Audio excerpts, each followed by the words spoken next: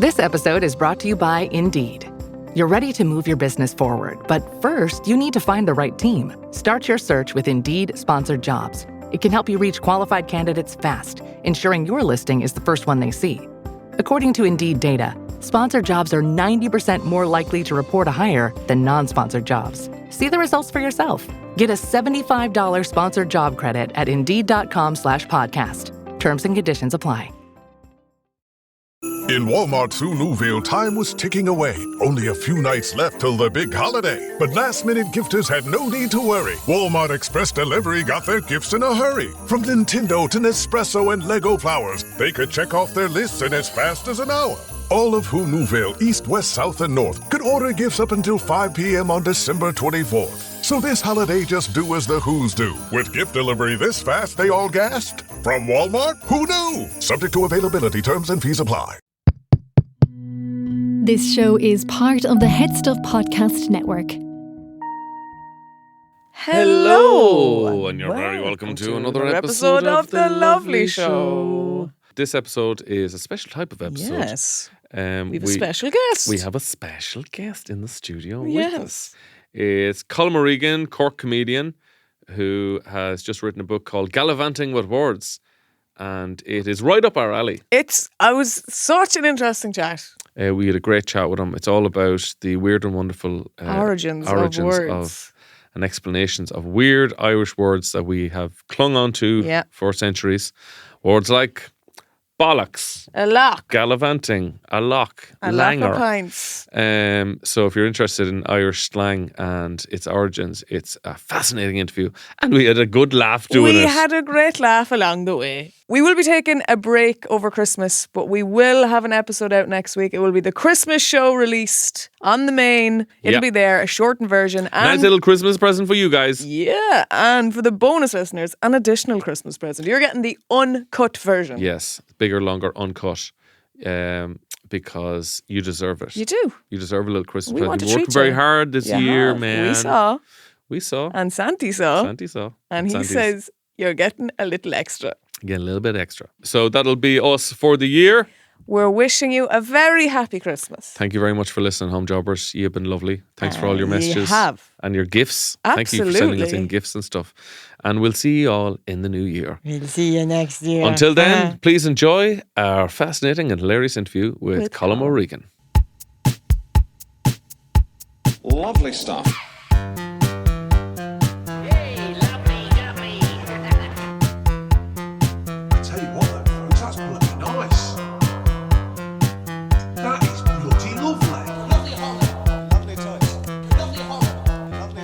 Hello, and you're very welcome to another episode of The Lovely Show. It's a very special episode today. It is. Another special guest. Another special guest. We are joined by wordsmith, comedian, Colm O'Regan. Colm, how are you? Wordsmith, I like it. Wordsmith or wordmonger. Wordmonger, any kind of monger. I love a monger, apart from war. Yeah. Well, it has its place. I also wasn't sure whether to join in with your perfectly syncopated intro. We've been a year and a half doing that and we still haven't got it in sync. No, I think the gaps only enhance the beautiful harmony. Yeah, I agree, yeah. You don't want it to be too perfect. No. How are you getting on, Colm? I'm great, thank you. Thanks for having me in on your lovely show. You are very, very welcome. You have a new book out. I do. Is this your third book? This is my I feel like you've more. Yeah, this is your eighth book. I was like, which you would know if you read any of them. I did go into a bookshop and I never get like this. Like I love that bookshops sell my books, but the guy in there said, "Is this your first book?" No. I was polite. Look over there. Look at the section over there. I did say eighth. Like that, like with no further words in the sentence. I definitely left the "do not know who I am" unspoken because I never want to hear the answer to that question. I'm at that level of notoriety of that. I'd never ask that question. So you now have more books than the Harry Potter series. How many had they? Or Game Harry of Potter's? Thrones? How many Game of Thrones books are there? The 7? six or seven. Oh no, I think in the TV shows. There's probably I'd say it's 8 games of Throne. Okay, so you're on par there now. And Harry's Potter, I'm not sure, but yeah, Katie Price has a few good ones as well. Like She's got a couple of biographies. Like, Yeah. she keeps living more life and then writing about yeah. the bit she just lived. Well, how can you sum up a life like that? But you have such a range because, you know, you had the one on global warming. And then I remember one of your first ones that I'd read, it was like Irish mammies. So there's like a range. There's not like... Yeah, it's... you could say there's a range, or he doesn't know what he wants to do. he's up in Dublin there. And yeah, three Irish mammies books. And then I wrote 2 novels about a heroic, ordinary... a woman in imaginary village called Kilsudgeon in County Anywhere. Glorious. Yeah. Sudgeon sounds sludgy. Yeah. Well, it's the Church of St. Udgeon, Oh, very good. who is a Norman era saint that doesn't exist but is known for miracles involving. I was going to say, what leopards. was his sort of characteristic, Saint Sludgeon? He was Saint Udgeon. Saint Udgeon. He patron saint of admin.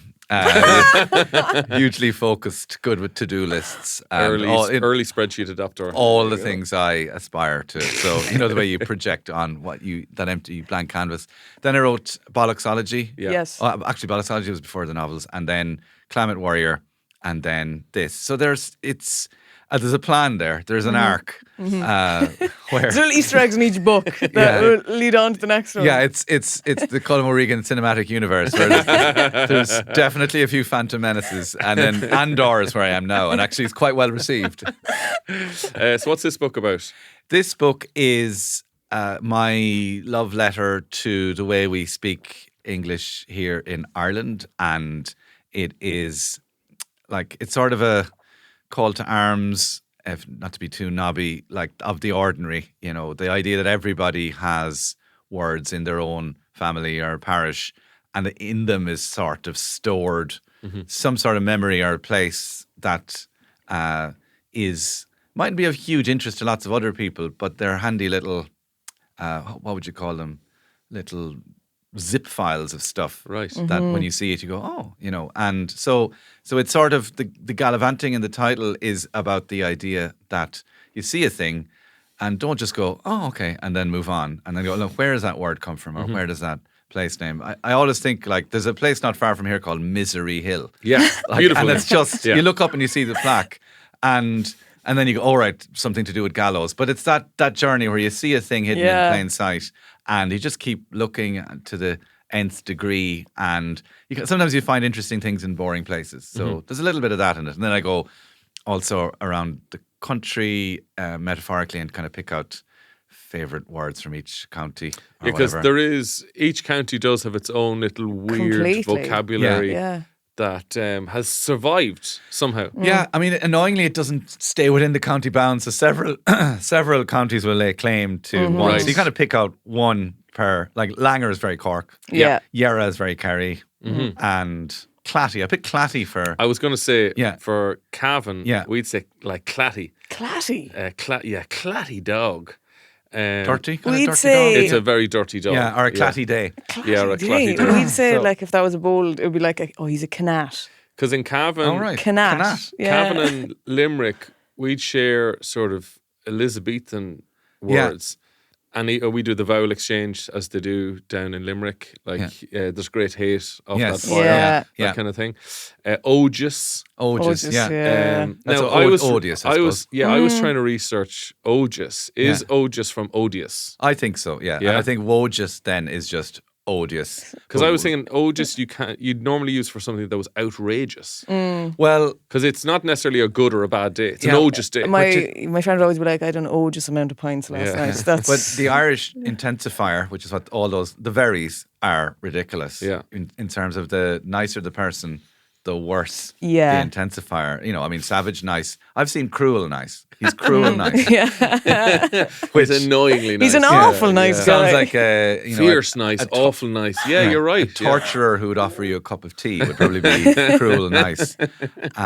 But speaking of odious and that, I was looking up stocious.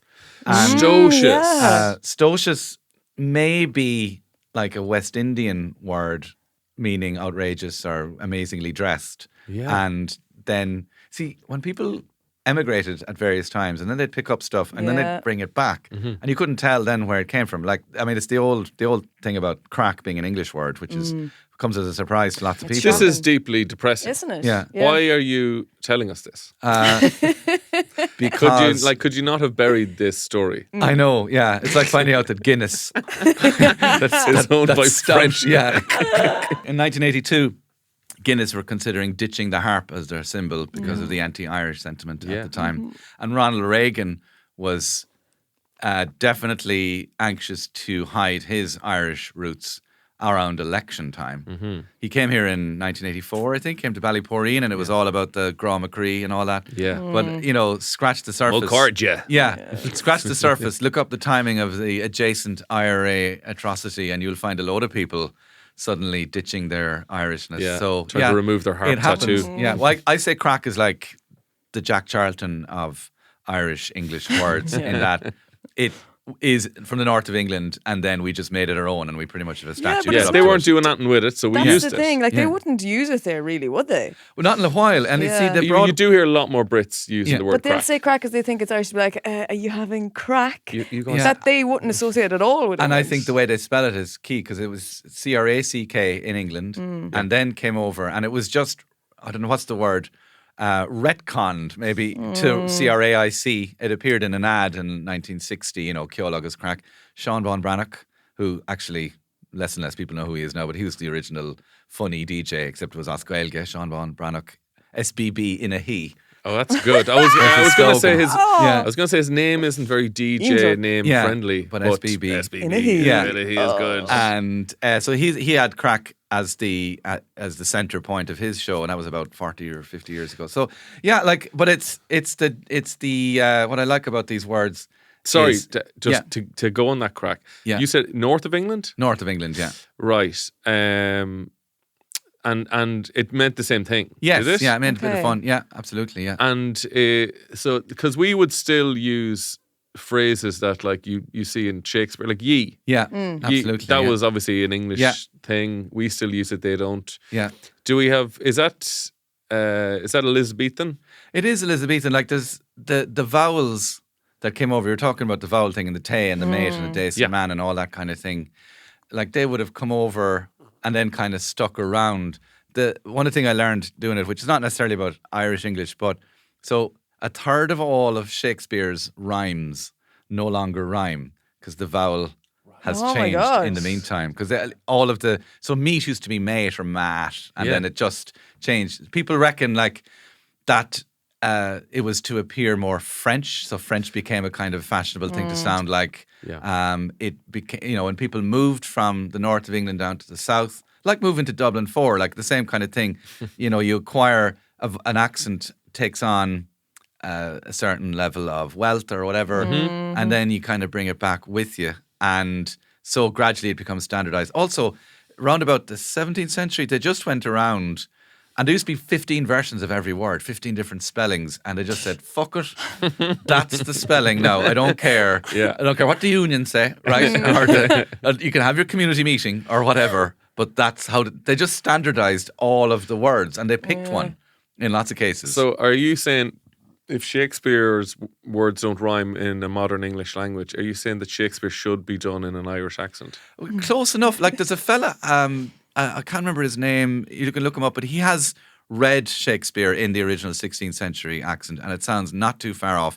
It's definitely Devony, which is closer because they say they're ours. Sure. You know, from the creamy rice, and it's a bit more like us. So I think you will find it more. I mean, also stuff like it's so nerdy now, but you know the way we say film. Yes. We get slagged off. for it, Yes. Right. Well, in a version of I think it's The Merchant of Venice or Romeo and Juliet, the word film is spelled Philome and designed to be pronounced film. Wow. So there, put that in Take your that. piping. Yeah. Yes, fucks. I don't know.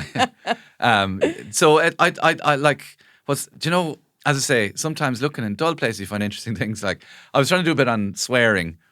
So I looked up because we obviously swear loads here, so how would you narrow it down? But I decided, let's see the swearing in the Dáil, right? We did. So you were covered talking this. about the Yeah. Fascinating. The banned fascinating. words. The banned words, Yeah, right? yeah. And I know, and And some of them are so Yahoo. innocent. Yeah, Yahoo. What I love about Yahoo, right, is so Yahoo came from Gulliver's Travels, I think. So it was Right. Yahoo was the name of like an ignorant race of people. Right. And so you were a big Yahoo. And that was Okay. written by an Irishman, obviously. Yes, Gulliver. Yeah. Swift. Swift. And so Yahoo is, people are calling each other Yahoo in the Dáil, but you see it taper off once Yahoo's European headquarters Yeah, open up. exactly. How can we discuss their taxes? Was there also a drink called Yahoo? Oh, Yazoo. Yazoo. Yeah, And a band. And there was who was and the Plastic Population. What band was that?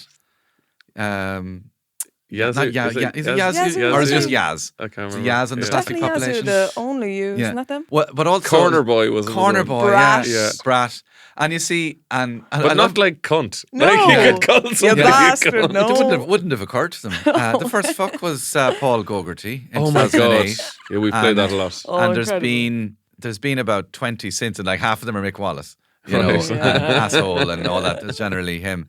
But like, Michael Ely Thank you. Reyes could be saying that. And Thank you for wearing his shirt, by the way. oh yes, yeah, I'm dressed like he done clean his whole act up. But you mentioned there isn't a cunt, but there's a coont. So I was looking up. So what the reason Okay. the reason I was learning these things is every single thing that was said in the Dáil has been stenographed, has been typed verbatim by somebody. So you can look at speeches back to 1919, and like they're just as dull back then, Oh but my every so God. often it'll be like, I will not put down my gun, you know, like because it's a different time.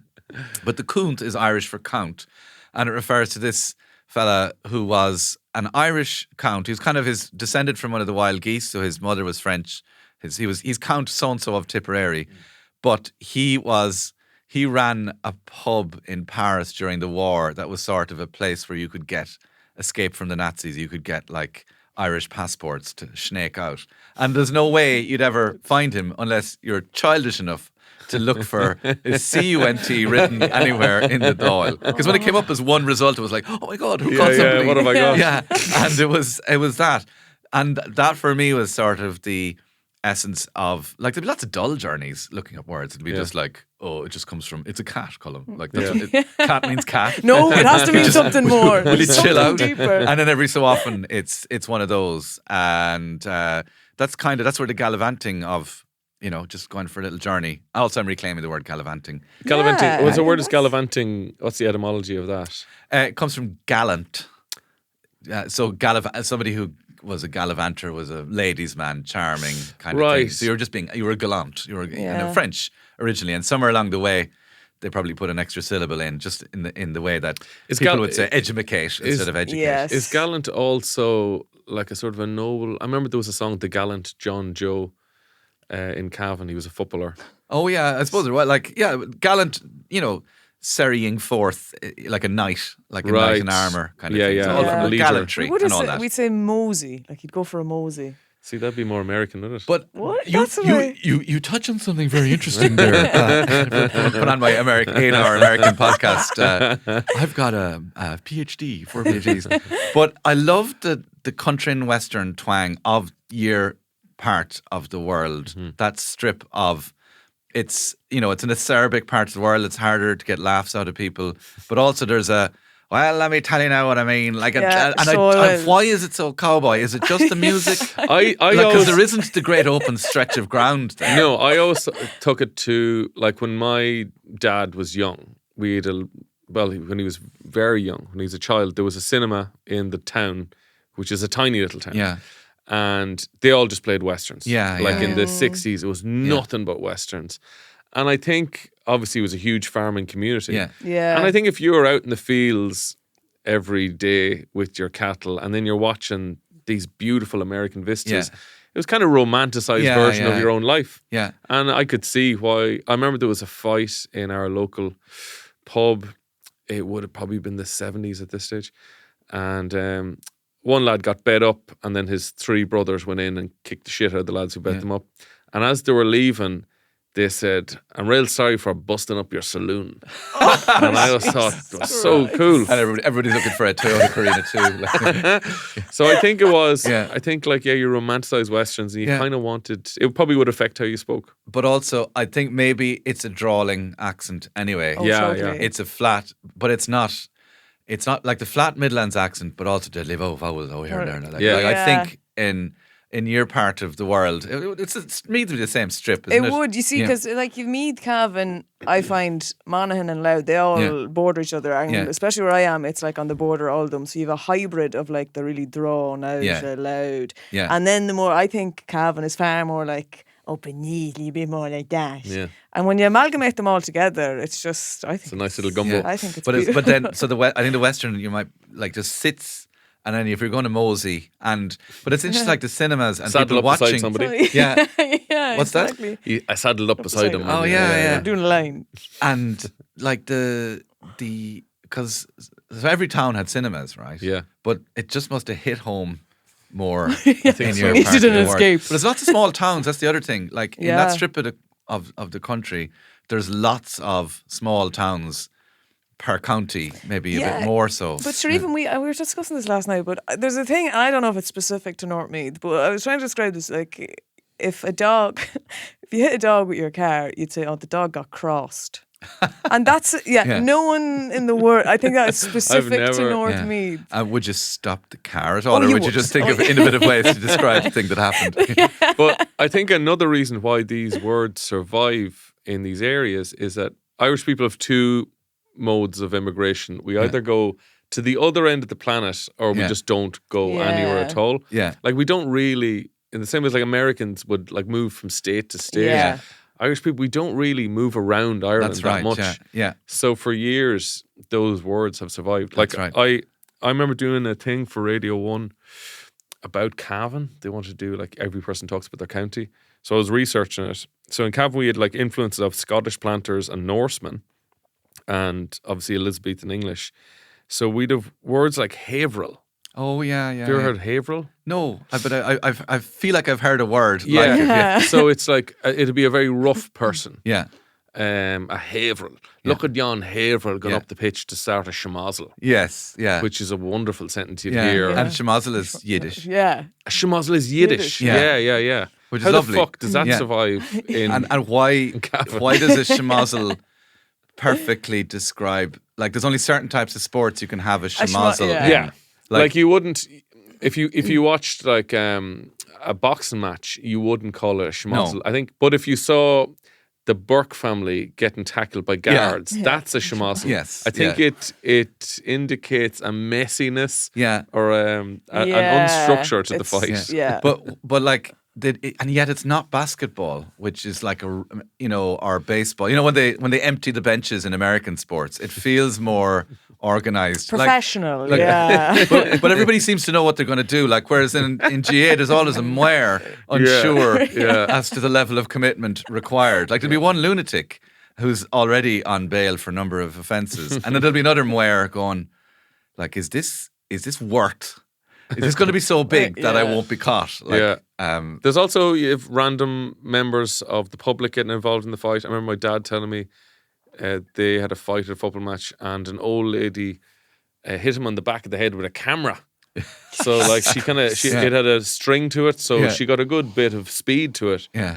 And that's a schmozzle. Like it's messy, it's unorganized. But there's like as well local GA is just the height of intensity of it, because there was a guy who was under 16s and the father was banned from ever attending a match after because the ref was a man and his name was, I can't remember his first name, but his surname was Collins, and anyway, he gave some decision and the father roared at him, they shot the wrong fucking Collins. And he was never allowed to come to a match again. I just love how passionate you get about under 14s, under 16s. The key thing to shouting something as, pivotal as that is what you do next. Yeah. Because I always find that people don't employ an editor, I always think, when you get a good heckle and then they go again, it's like Leicester only won one premiership. Yeah. Next year they got relegated. Like it's hard. It's you. Sometimes the stars align, and I imagine him kind of going, oh, that was so good. Like, what do I do next? And I have to deal with consequences. But what's the follow up? And I guarantee the follow up was him kind of going, yeah, they shot the wrong fucking. Like I said again, and then there wasn't the same. You got to do the George Costanza where you hit your high mark in the air. Right, that's my time. I'm out. Thank you very much, folks. Lovely stuff. This show is part of HeadStuff Podcasts. Here's another show you might like. All right, how you getting on? Sorry to interrupt this podcast, but I simply must tell you that my podcast, Tony Cantwell's Shit Show, is back. Oh my God, how I missed it. Look, this is a show where I can talk about whatever I want, but people actually like it as well because it's good. Whether I'm spouting hot takes or workshopping new jokes, ranking my favourite Eurovision songs. I even once did a tournament about who the hottest Disney animal was. Spoiler, it was Nala from The Lion King, obviously. Look, give it a lash. You'll be glad you did. Tony Cantwell's Shit Show on HeadStuff. When the holidays start to feel a bit repetitive, reach for a Sprite Winter Spiced Cranberry and put your twist on tradition. A bold cranberry and winter spice flavor fusion, Sprite Winter Spiced Cranberry is a refreshing way to shake things up this sipping season. And only for a limited time. Sprite. Obey your thirst. Oh, Hilton stay. Your beds are soft and cozy. No lumpy couch, no stiff futon, no shower line at crack of dawn. Oh, Hilton stay, our holiday you're saving. When you want holiday comfort you can count on, it matters where you stay. This season, enjoy spacious, comfortable rooms and friendly service when you book with Hilton instead. Hilton for the stay. There was other Cavan words. I'm not sure if they're Cavan. Well, you mentioned Jan and Don, which is another, like... Yeah. Jan lad. We wouldn't say Don. Don is Monaghan, would it be direction? Yeah, right. Monaghan throne. But like you'd be Jan... I think Jan is that a person or a thing? Or can it be both? Place, either. We went over to Jan place. Yeah. Jan lad over there. Jan Jan pub over there. It'd be more like, oh, Jan lad, like as in that. Yeah. I suppose, yeah. They might be interchangeable. Also, I want to get, speaking of letters that end in O-N, I have a problem with Han as a GAA shout, right? So Han the boys. Han the lads. I just feel like it's come on. Yeah. And I just, but what's Han? Like, it's just, does it have enough, like, is it just you're shouting so much and that you've stripped all the consonants out? I would say it comes out. Come on, Han. But Han maybe came from hold on, but that wouldn't make any sense. Like, come on, you can get it to man. Yeah. But where the hell did But I think it's just I tell you what, I don't mind people going Han. It's just, I don't like when it's written on a flag. Like, it's fine to say, not good to write. Yeah, it's just, stop. I don't know. I'm fighting a losing battle. There was other words I came up with, or I found. Fustran. Oh yes, yeah, great word. Fustran, is that that's Irish? Yeah. Is that an actual proper Irish? Yeah, really? Yeah, just kind of fumble. So that'd be countrywide. Would be countrywide. Yeah. The other thing about countrywide words is they might be traveller words. Right. So fiend and bior and sham and subla and all that. So you'd have people going, oh, what's the favourite words from your town? And they'd be like, oh yeah, we'd say fiend. And we're like, yeah, well, you know why that is, don't you? It's because travellers moved around. It's not your word per se. Yeah. But like I'm from rural County Cork, Dripsey, and then I went to school in Cork City, and I heard fiend for the first time, and I was like, fiend? Why is everybody calling each other a fiend? I was so innocent. You rapscallion. Yeah. That fiend stole my milk money. Where do you even begin to try and find the history of words like that? Is it talking to our lads? What's the research? You'd ask people from different counties, and sometimes it's just lots of dictionaries are available online. The Oxford, but I like, anybody can log into the Oxford English Dictionary, even though it costs hundreds to buy, with your library card. Get a library card, everybody. And this Christmas, plenty of books of various words downloaded on Kindle. Some amazing words like the canting crew, the dictionary of thieves and carnival people from the mid-18th century. And that's where you'll find stuff like mott, coming from mort, which means a young girl, because like Gaelgors love pretending words. Every word comes from Irish. So you'd hear this stuff like mott, used in Dublin. Me ma, your ma, dama. Came from Colleen Ma, and it fucking didn't. Stop. Right. Like, do you know what I mean? Stop the cultural appropriation. So it's a carny word. Well, it's a criminal slang word from a couple of hundred years ago. You would have seen it originally Dutch, late 18th century, and then spread that way. And that's more interesting than going, I think it's Colin Mott, actually. Yeah. Just because there's a fella wrote a book, Daniel Cassidy, and fair play to him, like he had no Irish. He's an American fella.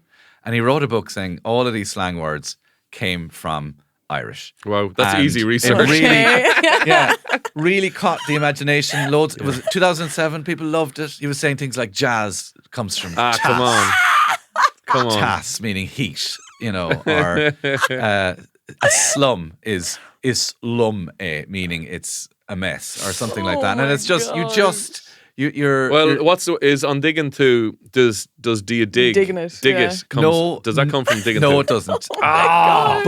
But every conversation I've had in the smoking area has just been thrown out the window. Yeah, but they're fun. Like it's fun. But having said that, I'm still going to tell people it is. No, but I have to take that from you. But if you'd care to look at this model, oh yes, which might be more within your price range, Jeremy Clarkson. So I didn't twig it until he told me that could come from Tiggin, so you might have that. Okay. Right? It's not as interesting. No, it's not. I'm sorry. I feel like there's a bit of party pooping with this, but I don't know. I find it more interesting that you want accuracy. You want the truth. Yeah. Well, make shit up it's fun up to a point, but it's just after a while she can't believe anything. But it is pub talk. It is just making shit up. It's just pub talk. And there are times where it depends on the size of the group who are talking the bullshit. You're kind of like, will I leave this one? Will I bother? Will I just step away that guy? They don't from the deserve fact check, to know. or will I just go for a smoke with each one individually and just get them alone? And instead of have you a minute to talk about Jesus, it'd be like, have you a minute to talk about correct etymologies? I hope my wife won't mind telling this story, but my wife told me a story. So her mother's from Limerick. Oh yes. And she sometimes would use really old words that I've never heard before. But when she was a teenager, her room was a bit messy, and her mother came into the room and she said, "Will you ever tidy up this room, you absolute slut?" And she was like, "Ma'am, what the what are you calling me that for?" And if you look up what slut actually means, it's an untidy person. Yeah, it's nothing to do with a promiscuous woman. Yeah, it's an untidy person. Which I had never heard before. Well, I mean, Hiberno English seems to be full of, none come to mind, but there's loads of, what they love describing is untidy, slovenly women and fat babies. Basically, those are Egypt's fat babies and slovenly women, the new Tom Waits album. They just delight in that. I do think that, making the leap from untidy person to promiscuous woman is very much like wishful thinking on the part of the person going, I'd say now, like by the state of her room, I'd say she's right all around her. Like, I'd hope, like, rubs ties. I remember Ronan Grace had a great joke. He was talking about how, people always go on about Eskimos have 27 words for snow. But that's just because they get a lot of it. Yeah. It's like the same reason why Irish have so many words for rain and drunkenness. Exactly, yeah. That's how we are. And sloshed, it's any word. Yeah. Polluthered.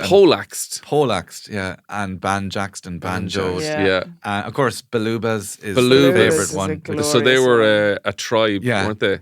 It's in the Congo? That's right. It's the word that manages to offend the Irish Defence Forces and an African tribe at the same time. How often do you get to do that? Yeah, I mean, not since the time I got Burundi the other night.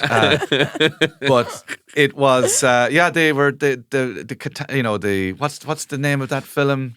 Siege at Jadoville and all that. Oh yeah, that's the Baluba. So the Baluba thought the Irish soldiers were Belgian mercenaries, and they hate the Belgians. Yeah, for good reason. So for good reason. Fair enough. I used to do a bit about like going to Brussels, working in Brussels, and they were saying to me, Colm, your first day here, I suppose you are Irish, you will go out and have the pints. And I remember being furious that was the stereotype of us, and I couldn't reply in banterful form with the Belgians saying, you Belgians, I suppose what will you be doing tonight? Chopping the arms off rubber tappers. Like, it's not the same. So yes, with good reason did they hate I think we should bring back Irishmen. But I mean, in terms of like reputation, it's not the worst in the world. No. Oh, you drink a lot and you sing wonderful songs on top of tables. I thought you meant the Belgians there. I was like, Yeah. whoa, Oh, right. okay, No, it's no, pretty not the fucking Belgians. rough. No, chopping off kids' hands because their dad refuses to No, it's not supply great. rubber. Usually the life cycle of a podcast would suggest you have another year and a half before those views and a 4-hour runtime before. So let me get you straight. So the Belgians were actually in the right, huh? Yeah. But so the Belubas as being, so that fight between Irish soldiers in a Congolese civil war with local tribesmen perfectly described the state you were in at Sinead's 30th. Like that's what we're saying, with our words for drunkenness. But how do you then try to put it, like, how do you organise all that in a book? Is it just... How much research went into this? A fair bit. Like, how do you describe how much? More research than you, the reader, hopefully will have done. That's kind of going to stay one step ahead of the fact checkers. Well, I grouped it by themes of food and drink. Okay, and, then going around the counties, and then a couple of chapters about, like, how not everything comes from the Irish language and breaking dreams. Also, absolutely. But then on the other side of it, I have a couple of chapters. Those sheets are laminated to save the tears. That can wipe clean. Sometimes the truth hurts. Sometimes you have to betray an entire country just to tell the truth. But then there's another, on the flip side, all the words that made it into the Irish English or the Oxford Dictionary that have been officially recognised, words like shift and... A blah, isn't a blah in it now? Blah is in it, yeah. Mm-hmm. And a blah is, I think, it might be in the UNESCO world. You know the way, like, foods are culturally protected. Okay. So I don't think you can make a blah in Roscommon. Right. Wow. I think it's like champagne. Exactly. So it Has has to to be come from from the Blah region. the sparkling. Jesus Otherwise, it's Christ. just sparkling bread. Sparkling bread. But like in Leitrim, I think they're looking for similar recognition for Boxty. I was going to say, it blew my mind when I came to Dublin. I remember my 21st, people came back to my house and I had no food in the house apart from Boxty. So I just fried a lot of Boxty. And nobody outside of Cavan had ever tasted it before. That's insane. And it's gorgeous. It's Colm. incredible. Yeah. And you'd think that they'd be more open in Dublin to weird food with coddle doing the rounds. Yeah. It's disgusting. It's like Like penis soup. A pot full of King Charles's fingers. Like, But there's a Jewish food, I think, is it latke? Yes, it's I've never tasted it, but it seems to be quite similar to Boxty. yeah. I mean, Boxty's just basically spuds, crushed spuds and flour and salt. Basically. But it's very big in the north. If you get a fry anywhere in the north, it will come with Boxty. Nice. Which I love to see, because again, it's so weird that Mending bridges. There you go. But it's strange things that you think apply when you move up to Dublin from the country, and you're like, no one has a clue or what you're talking or saying. Yeah. It's bizarre. They also have, isn't it, Ulster Fry has potato bread? Yeah, And sometimes, which Yes. I never thought there was a food that would make me hate both bread and potatoes at the same time. Like, you're How can we get a more staple- starch into a this? staple crusher. Can we add rice to this? That's like, why, like, both of them, like, there's no need to bring them. but I'll we don't cook need them. to- I'll cook them separately. If you want me to eat that unit of carbohydrates in your cupboard, let me do it, because that, whatever that is, it's like a stale underlay. Is there any county in particular that has like a standout of the most words, or is there like even a province? Well, to not answer your question, I do. Some of my favourites involve the people I hear saying it. So I have a special little bit about Dunbelievables as a way of preserving the language of Tip and Limerick, and like just watching a simple owl salad. That sketch as And it's like, one take. It's one, One shot, and like. it's And he's kind of breaking. Oh, he's John John is Kenny breaking. is laughing. Yeah, he's just kind of quivering. He's trying not to. And One bullet, bang, Bang, bang, back in the head. but it's so it's so perfect, and then buried in it will be like little words. So you were talking about Elizabethan English. So when he says, well, there was more people killed in that field abroad than there were ever killed in India, right? So that field abroad, the field is abroad, India is not, right? And and that's like it's almost swallowed by the punchline of it. Black and Tens again, Joe. No, the Christian Brothers, right? It's just perfect. Yeah. But abroad used to just mean over there. Over there. And that was a meaning that it had in English in the 14th, 15th, 16th century. And then it took on as more people, as abroad got further away. Yeah. Like, why would you have a word for abroad if nobody went anywhere? Like, it just wouldn't be used. The amazing thing, like I've heard that sketch a million times. It's never stood out to me abroad in that sentence, because I suppose we're so used to using these words. So it's lovely to see them highlighted and to think about them. And also, it kind of, not getting too, like, you don't want to be just Captain Nostalgia and like everything is dying and and it's like, no, it's good to have electricity, you know. But I think I look at their stuff with a new eye when I hear the words that are preserved in there, because then it becomes not just funny, it's also like a little archive. Like the bit where the original standing at the back of Mass, and they're talking about from the live show. They're talking about the naming the children. They've named 9 daughters of the one fella, and then they say something like, "Geez, they do an awful lot of damage for a small man," right? And damage turns up elsewhere as actually to impregnate somebody. So it's just like, really, No, I'm not saying like it literally means that, but that was the meaning it had, 100 years ago as well too in Kilkenny. And you know, so but you'd know instinctively what they meant by it. What way are they having? What were they doing it? It was just damage. Maybe come out sideways. But are there any? What's your favourite of these words? Well, my favourite would be one that I loved my father saying, which is lachico. I love lachico as a word for kind of a useless fella that'd be hanging around, kind of acting the maggot. Not wild, but just kind of useless. That. I mean, you wouldn't say it about your own son, but you might think it. It was very obviously the most useless of the 3. That's one that I rarely hear that. I wouldn't. Yeah.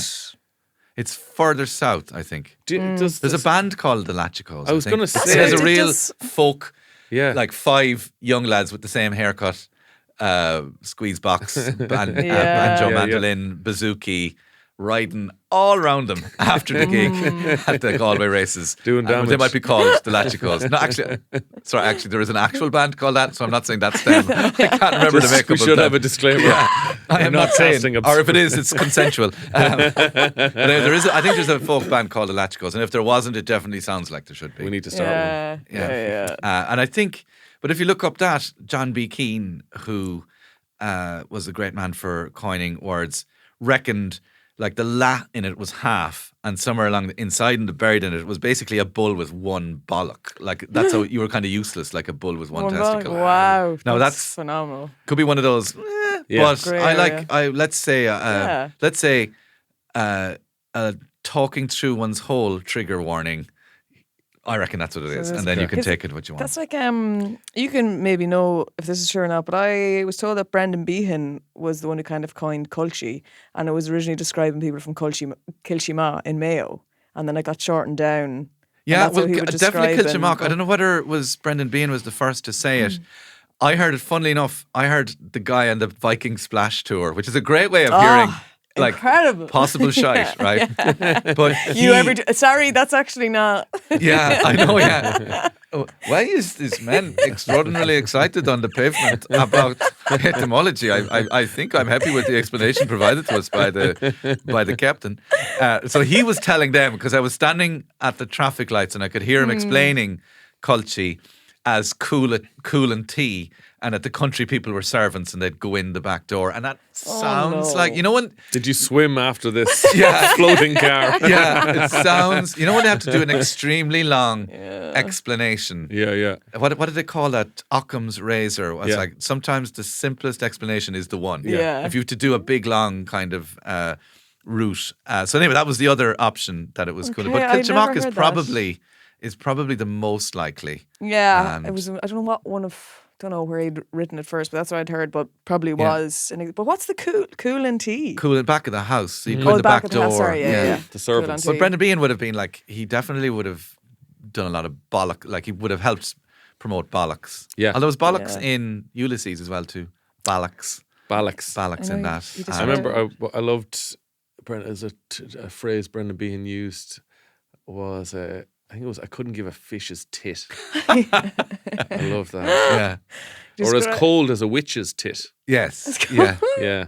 It's as cold as a witch's tit. Well, I suppose if you assume that they're out in brooms or just generally... You'd be fucking freezing your tits off. Or actually, what we're seeing as witches were midwives, so they would have done a lot of travelling between births, so maybe that's where it came from.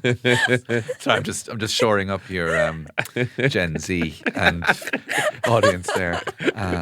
But like, it's just sometimes they just sound good as well too. Speaking of bollocks, there's a couple of bollockses in the Doyle record. And what I love is that there's a couple of different spellings for it. Okay, So the stenographer is putting their own personal taste in. Like, I'm going to ask you, what's your favourite spelling of bollocks? What do you favour? I like BOLLOX. Yeah. I'd have to agree. Like the British way, I suppose, would BOLLOCKS. That's right, yeah. I feel a bit testicular. There's bollocks as well with ICKS. We don't have an X in the Irish language, do we? No, we don't. But bollocks is an English word anyway, so we let them have it. But I agree. I like the 2 O's, 2 L's thing. I do like bollocks. I couldn't give a bollocks or ask me bollocks or the back of me bollocks. Yeah. And bother your bollocks. Yeah. Your bollocks. I didn't bother my bollocks. I saw the most beautiful. You know the way you're watching somebody raging about something on. So Time magazine had a photo of. It was a pastiche of. Do you remember the workmen sitting on the beam? Yes. On the skyscraper beam, and they're sitting out and having their lunch. So Time magazine recently had a cover with heroes of AI. So they kind of transplanted Musk and all of these. I'd fucking cut that beam. Yeah. So they've done that, right? So Bearded Genius is very funny on Instagram. Just put it up as a what? But underneath, and this is not a genius comment, but do you know the way when somebody just picks it perfectly? And so you see the photo and then you see this comment and the comment says, shower of cunts. It requires no further. You don't come back from that. Like, and I don't know if you were ever if one was accused of being in a shower of cunts, can you actually defend yourself? Can you say, actually, I'm not? Yeah. I'm neither in that shower. I've never been a member of that shower. Nor have I ever been a the member. continuity shower of cunts. Lovely stuff.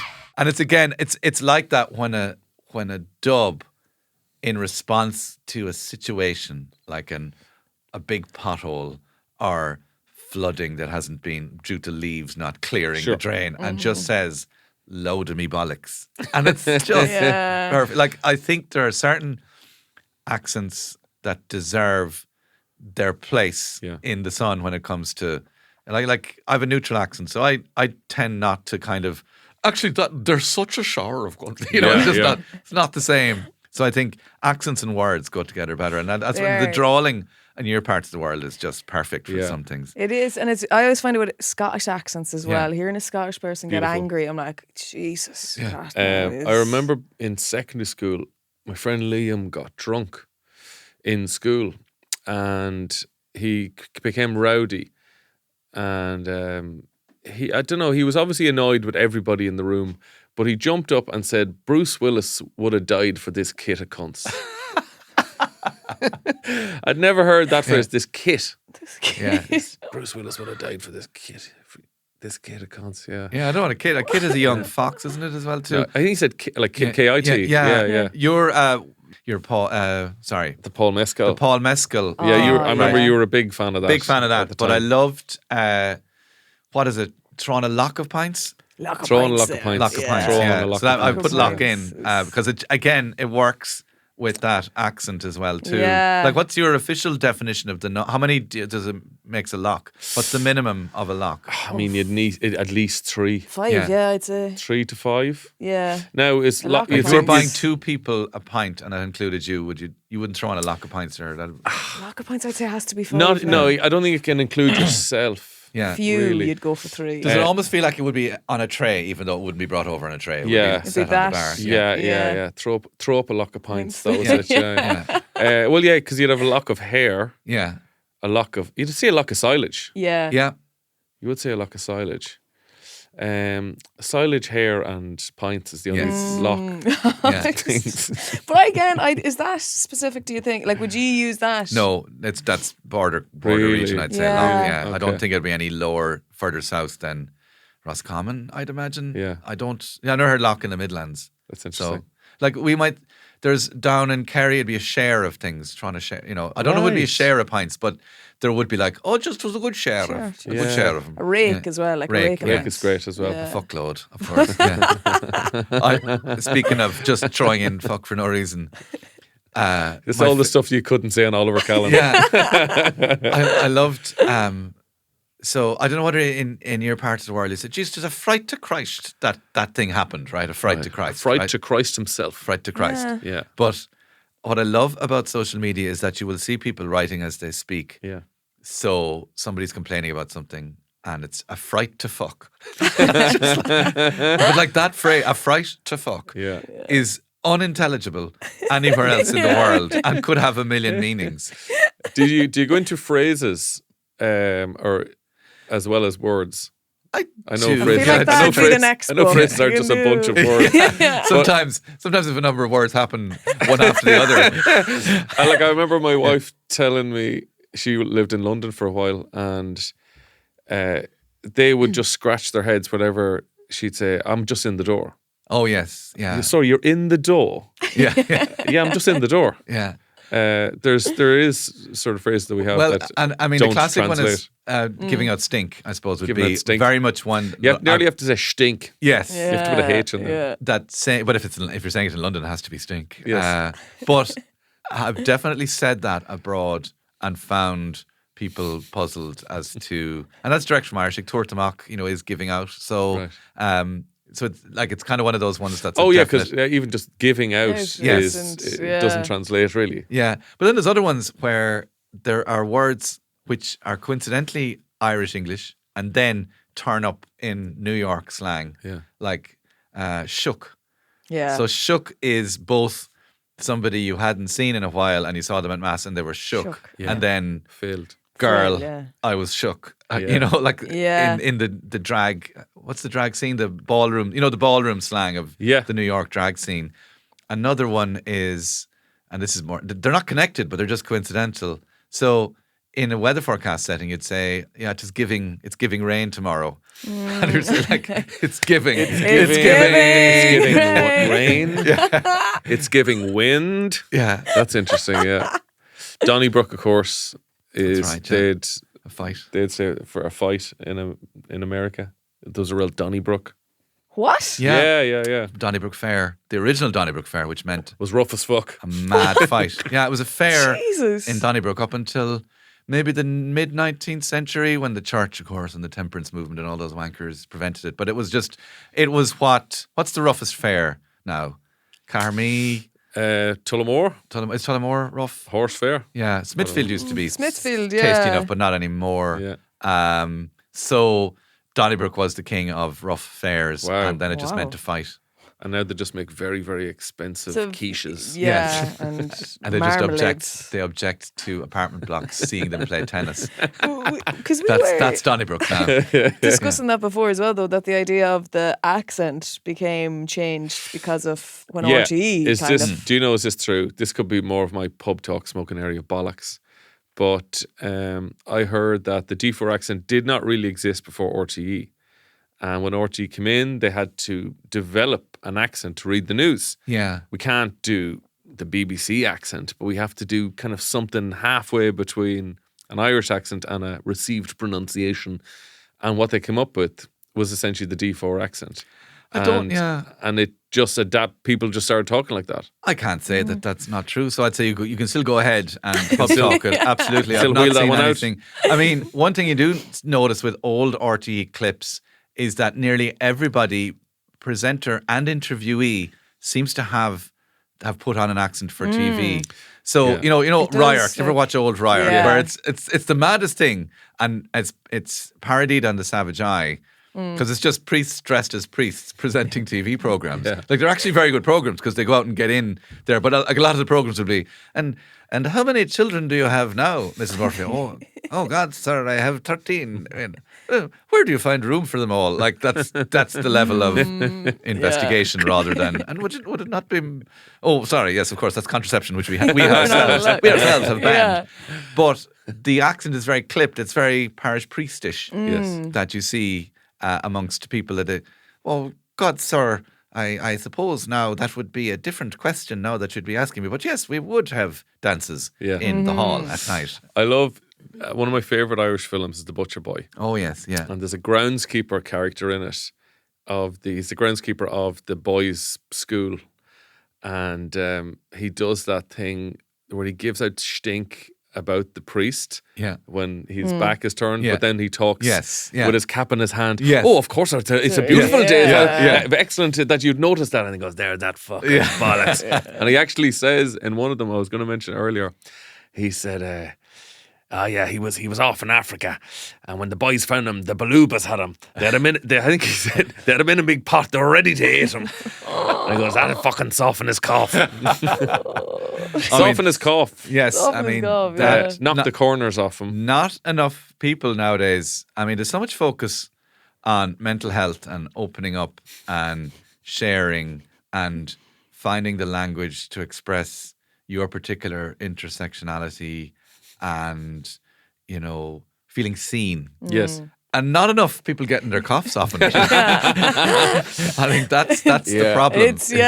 I'm now old enough. I'm now old enough to say something like that. And somebody would say, do you know what? It's true, Faro. I think we need to start closing up. None of this opening up shit.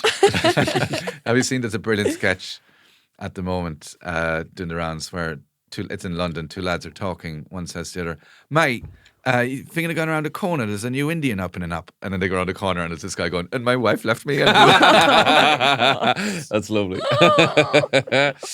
Well, I am very much looking forward to reading your book. Yeah, I really am. Eason's is sold out. Eason's Wexford was, and then another one was. There's a few. The website I went because I looked on the website. Eason's online is yeah. The Gutter Bookshop has 4, which I signed. Wow. Yeah, there's a reprint happening, so we're incredible. We're in the reprint gap, the hungry months. In between where reprints. Can people buy it if they can't go to Eason's? They can buy it anywhere. It's any bookshop. It might even be in last minute petrol station. Presents as well. Best presents. Yeah. And next smells of petrol. Class. Links Africa set. And for the father in your life. And a Norbit DVD. Yeah. Oh God. It's the Premiership years, 1996. Nick Hancock's football nightmares. And it's flying. It's going around the country. But also, hopefully they'll continue to buy it afterwards as well too. Yeah. And it's not just for Christmas. It's not just for Christmas. Life. Gallivanting is for life. Yeah. Colm, thank you very much for coming on the show. Thanks for having me. Very educational, very funny. Colm O'Regan, Gallivanting with Words. Check it out at all good bookshops. Is it available on the Kindle? Tis. Good man. Save a tree. Landing on your laps. Thank you, Colm. Thank you. Lovely. Wonderful, aren't they? So talented. They'd make you sick. This show is part of the HeadStuff Podcast Network, a hub for the creative and the curious. Shows are produced in association with HeadStuff and the Podcast Studios Dublin. Find out more or become a member at headstuffpodcasts.com. Hey, Ryan Reynolds here, wishing you a very happy half-off holiday because right now Mint Mobile is offering you the gift of 50% off unlimited. To be clear, that's half price, not half the service. Mint is still premium, unlimited wireless for a great price. So, that means a half day, yeah? Give it a try at mintmobile.com/switch. Upfront payment of $45 for 3-month plan equivalent to $15 per month required. New customer offer for first 3 months only. Speed slow after 35 gigabytes if network's busy. Taxes and fees extra. See mintmobile.com.